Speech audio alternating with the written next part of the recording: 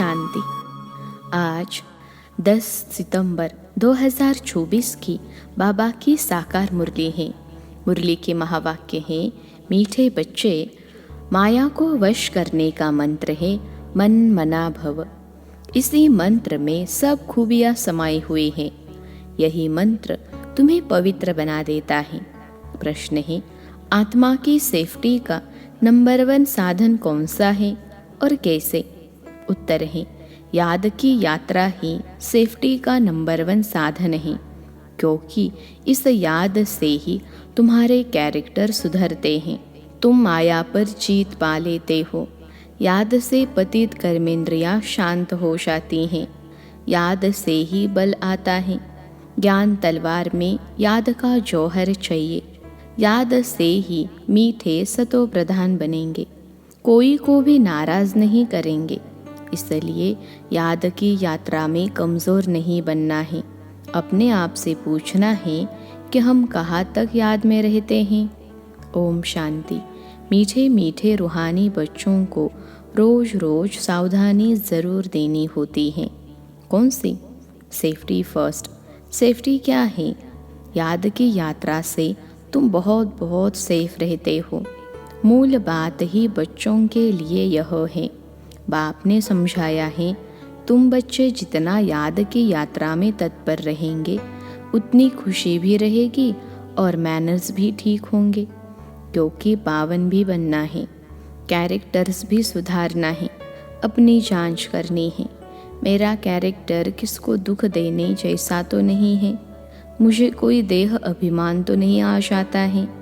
यह अच्छी रीति अपनी जांच रखनी है। बाप बेट बच्चों को पढ़ाते हैं। तुम बच्चे पढ़ते भी हो, फिर पढ़ाते भी हो। बेहद का बाप सिर्फ पढ़ाते हैं, बाकी तो सब है देहधारी। इसमें सारी दुनिया आ जाती है। एक बाप ही विदेही है। वह तुम बच्चों को कहते हैं कि तुमको भी विदेही बनना है। मैं आया हूँ तुमको विदेही बनाने। पवित्र बनकर ही वहाँ जाएंगे। छी को तो साथ ले नहीं जाएंगे। इसलिए पहले पहले मंत्र ही यह देते हैं। माया को वश करने का यह मंत्र है। पवित्र होने का यह मंत्र है। इस मंत्र में बहुत खूबियाँ भरी हुई हैं। इनसे ही पवित्र बनना है। मनुष्य से देवता बनना है। ज़रूर हम ही देवता थे, इसलिए बाप कहते हैं, अपनी सेफ्टी चाहो, मजबूत महावीर बनना चाहो तो यह पुरुषार्थ करो। बाप तो शिक्षा देते रहेंगे, भल ड्रामा भी कहते रहेंगे। ड्रामा अनुसार बिल्कुल ठीक ही चल रहा है, फिर आगे के लिए भी समझाते रहेंगे। याद की यात्रा में कमज़ोर नहीं बनना है। बाहर रहने वाली बांधेली गोपिकाएं जितना याद करती हैं, उतना सामने रहने वाली भी याद नहीं करते हैं, क्योंकि उनको तड़फन होती है शिव बाबा से मिलने की। जो मिल जाते हैं उन्हों का पेट जैसे कि भर जाता है। जो बहुत याद करते हैं वह ऊंच पद पा सकते हैं। देखा जाता है अच्छे अच्छे बड़े बड़े सेंटर संभालने वाले मुख्य भी याद की यात्रा में कमज़ोर हैं। याद का जौहर बहुत अच्छा चाहिए। ज्ञान तलवार में याद का जौहर न होने कारण किसको तीर लगता ही नहीं, पूरा मरते नहीं। बच्चे कोशिश करते हैं ज्ञान का बाण लगाकर बाप का बनाए व मरजीवा बनाए, परंतु मरते नहीं तो ज़रूर ज्ञान तलवार में गड़बड़ है। बाबा भले जानते हैं ड्रामा बिल्कुल एक्यूरेट चल रहा है, परंतु आगे के लिए तो समझाते रहेंगे ना। हर एक अपने दिल से पूछो, हम कहाँ तक याद करते हैं? याद से ही बल आएगा। इसलिए कहा जाता है ज्ञान तलवार में जौहर चाहिए। ज्ञान तो बहुत सहज रीति समझा सकते हैं। जितना जितना याद में रहेंगे उतना बड़े मीठे बनते जाएंगे। तुम सतो प्रधान थे तो बहुत मीठे थे, अब फिर सतो प्रधान बनना है। तुम्हारा स्वभाव भी बहुत मीठा चाहिए। कभी रंज यानी नाराज नहीं होना चाहिए। ऐसा वातावरण न हो जो कोई रंज हो। ऐसी कोशिश करनी चाहिए, क्योंकि यह ईश्वरीय कॉलेज स्थापन करने की सर्विस बहुत ऊंची है। विश्वविद्यालय तो भारत में बहुत गाए जाते हैं, वास्तव में वह है नहीं। विश्वविद्यालय तो एक ही होता है। बाप आकर सबको मुक्ति, जीवन मुक्ति देते हैं। बाप जानते हैं सारी दुनिया के जो भी मनुष्य मात्र हैं सब खत्म होने हैं। बाप को बुलाया भी इसलिए है कि छीछी दुनिया का खात्मा और नई दुनिया की स्थापना करो। बच्चे भी समझते हैं बरोबर बाप आया हुआ है। अभी माया का पॉम्प कितना है, फॉलो पाम्पिया का खेल भी दिखाते हैं। बड़े बड़े मकान आदि बना रहे हैं, यह है पॉम्प। सतयुग में इतने मंजिल के मकान बनते नहीं हैं, यहाँ बनते हैं क्योंकि रहने के लिए ज़मीन कम है। विनाश जब होता है तब सब बड़े बड़े मकान भी गिर पड़ते हैं। आगे इतनी बड़ी बड़ी बिल्डिंग नहीं बनती थी। बॉम्ब से जब छोड़ेंगे तो ऐसे गिरेंगे जैसे ताश के पत्ते गिरते हैं। इसका मतलब यह नहीं कि वही मरेंगे बाकी दूसरे रह जाएंगे, नहीं। जो जहाँ होगा, चाहे समुंदर पर, पृथ्वी पर हो, आकाश में हो, पहाड़ों पर हो, उड़ रहा हो, सब खत्म हो जाएंगे। यह पुरानी दुनिया है ना, जो भी 84 लाख योनियाँ हैं यह सब खत्म हो जानी है। वहाँ नई दुनिया में यह कुछ भी होगा नहीं। न इतने मनुष्य होंगे, न मच्छर, न जीव जंतु आदि होंगे। यहाँ तो ढेर के ढेर हैं। अब तुम बच्चे भी देवता बनते हो तो वहाँ हर चीज़ सतो प्रधान होती हैं। यहाँ भी बड़े आदमी के घर जाएंगे तो बड़ी सफाई आदि रहती हैं। तुम तो सबसे शास्त्री बड़े देवता बनते हो। बड़े आदमी भी नहीं कहेंगे, तुम बहुत ऊंचे देवताएं बनते हो। यह कोई नई बात नहीं है। 5000 वर्ष पहले भी तुम यह बने थे नंबरवार। यह इतना कीचड़ा आदि वहाँ कुछ भी नहीं होगा। बच्चों को बड़ी खुशी होती है, हम बहुत ऊंच देवता बनते हैं। एक ही बाप हमको पढ़ाने वाला है जो हमको बहुत ऊंच बनाते हैं। पढ़ाई में हमेशा नंबरवार पोजीशन वाले होते हैं। कोई कम पढ़ते हैं, कोई जास्ती पढ़ते हैं। अब बच्चे पुरुषार्थ कर रहे हैं, बड़े बड़े सेंटर्स खोल रहे हैं, इसलिए ही बड़ों बड़ों को मालूम पड़े। भारत का प्राचीन राजयोग भी गाया हुआ है। खास विलायत वालों को जास्ती उत्सुकता होती है राजयोग सीखने की। भारतवासी तो तमो प्रधान बुद्धि है, वह फिर भी तमो बुद्धि है, इसलिए उन्हों को शौक रहता है भारत का प्राचीन राजयोग सीखने का। भारत का प्राचीन राजयोग नामी ग्रामी है, जिससे ही भारत स्वर्ग बना था। बहुत थोड़े आते हैं जो पूरी रीति समझते हैं। स्वर्ग हेविन पास हो गया सो फिर होगा ज़रूर। हेविन अथवा पैराडाइज है सबसे वंडर ऑफ वर्ल्ड। स्वर्ग का कितना नाम वाला है। स्वर्ग और नरक, शिवालय और वैश्यालय। बच्चों को अब नंबरवार याद है कि हमको अब शिवालय में जाना है। वहाँ जाने के लिए शिव बाबा को याद करना है। वही पंडा है सबको ले जाने वाला। भक्ति को कहा जाता है रात, ज्ञान को कहा जाता है दिन। यह बेहद की बात है। नई चीज़ और पुरानी चीज़ में बहुत फ़र्क होता है। अब बच्चों की दिल होती है इतनी ऊंच ते ऊंच पढ़ाई, ऊंचे ते ऊंचे मकान में हम पढ़ाए तो बड़े बड़े लोग आएंगे। एक एक को बैठ समझाना पड़ता है। वास्तव में पढ़ाई व शिक्षा के लिए एकांत में स्थान होते हैं। ब्रह्म ज्ञानियों के भी आश्रम शहर से दूर दूर होते हैं और नीचे ही रहते हैं, इतने ऊपर की मंजिल पर नहीं रहते हैं। अभी तो तमो प्रधान होने से शहर में अंदर घुस पड़े हैं। वह ताकत खत्म हो गई है। इस समय सबके बैटरी खाली हैं। अब बैटरी को कैसे भरना है, यह बाप के सिवाय कोई भी बैटरी चार्ज न कर सके। बच्चों को बैटरी चार्ज करने से ही ताकत आती है। उसके लिए ही मुख्य है याद। उसमें ही माया के विघ्न पड़ते हैं। कोई तो सर्जन के आगे सच बतलाते हैं, कोई छिपा लेते हैं। अंदर में जो खामियां हैं वह तो बाप को बतलानी पड़े। इस जन्म में जो पाप किए हैं वह अविनाशी सर्जन के आगे वर्णन करना चाहिए, नहीं तो वह दिल अंदर खाता रहेगा।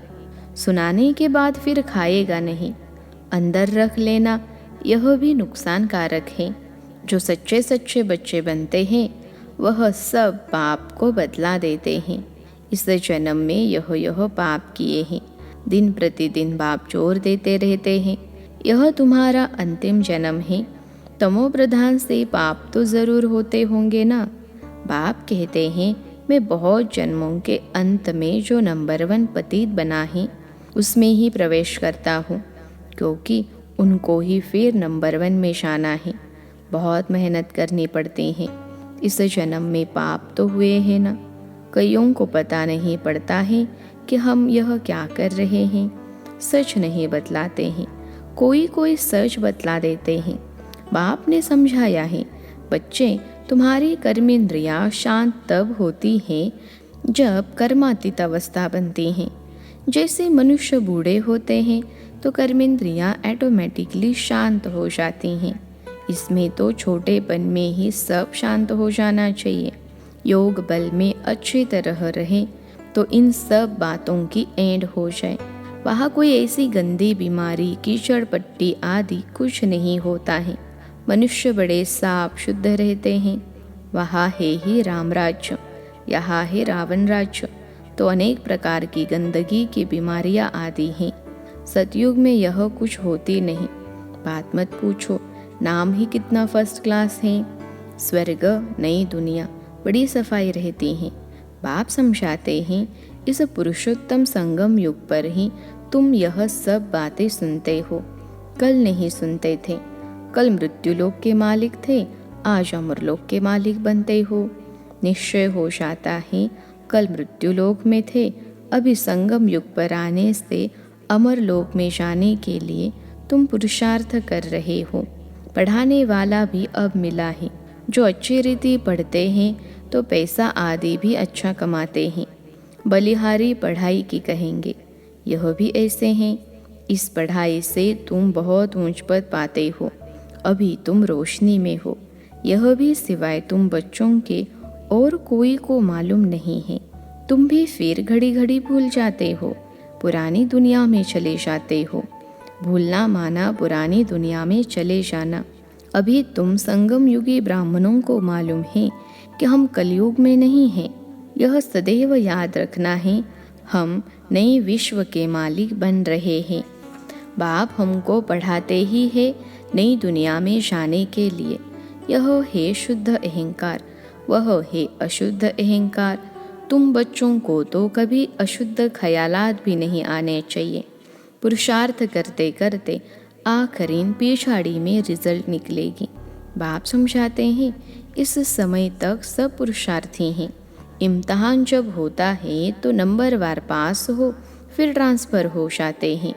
तुम्हारी है बेहद की पढ़ाई, जिसको सिर्फ तुम ही जानते हो। तुम कितना समझाते हो, नए नए आते रहते हैं बेहद के बाप से वर्षा पाने के लिए। भल दूर रहते हैं, फिर भी सुनते सुनते निश्चय बुद्धि हो जाते हैं।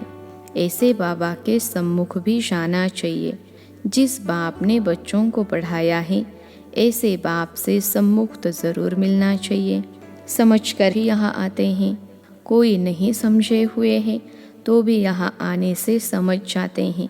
बाप कहते हैं दिल में कोई भी बात हो, समझ में नहीं आती हो तो भल पूछो। बाप तो चुंबक है ना, जिसकी तकदीर में है वह अच्छी रीति पकड़ सकते हैं। तकदीर में नहीं है तो फिर खलास, सुना अनसुना कर देते हैं। यहाँ कौन बैठ पढ़ाते हैं? भगवान, उनका नाम है शिव। शिव बाबा ही हमको स्वर्ग की बादशाही देते हैं। फिर कौन सी पढ़ाई अच्छी?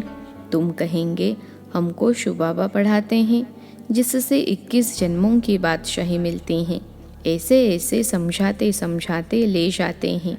कोई तो पूरा न समझने कारण इतनी सर्विस नहीं कर सकते हैं। बंधन की जंजीरों में जकड़े रहते हैं। शुरू में तो तुम कैसे अपने को जंजीरों से छुड़ा कर आए, जैसे कोई मस्ताने होते हैं। यह भी ड्रामा में पार्ट था जो कशिश हुई। ड्रामा में भट्टी बननी थी। जीते जी मरे, फिर माया की तरफ कोई कोई चले गए।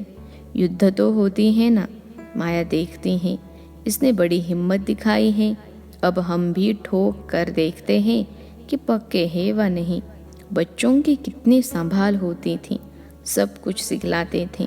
तुम बच्चे एल्बम आदि देखते हो, लेकिन सिर्फ चित्र देखने से भी समझ न सके।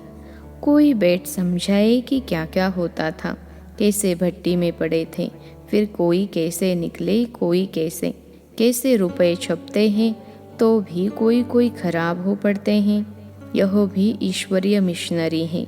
ईश्वर बैठ धर्म की स्थापना करते हैं। यह बात किसको भी पता नहीं है।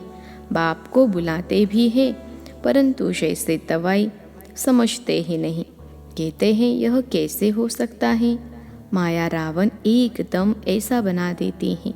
शिव बाबा की पूजा भी करते हैं, फिर कह देते सर्वव्यापी। शिव बाबा कहते हो, फिर सर्वव्यापी कैसे होगा। पूजा करते हैं, लिंग को शिव कहते हैं। ऐसे थोड़े ही कहते कि इसमें शिव बैठा है। अब पत्थर ठिक्कर में भगवान को कहना, तो क्या सब भगवान ही भगवान है। भगवान अनलिमिटेड तो नहीं होंगे ना। तो बाप बच्चों को समझाते हैं। कल्प पहले भी ऐसे समझाया था।